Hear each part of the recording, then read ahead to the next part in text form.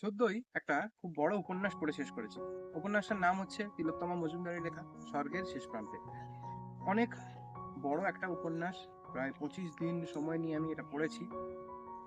ডুয়ার্সের চা বাগানের পটভূমিতে লেখা।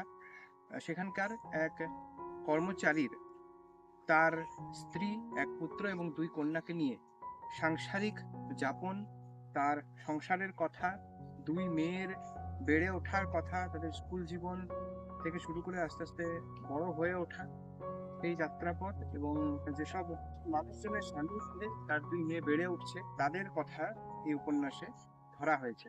চা বাগানে বাস করা বাঙালি পরিবারের জীবনযাপন কিরকম ছিল সেটাও কিন্তু এই উপন্যাস দর্শায়। মেয়েদের বেড়ে ওঠার পথে যেসব স্ট্রাগল করে বেড়ে উঠতে হয় তাদেরকে, সেটাও কিন্তু এই উপন্যাস দর্শায়।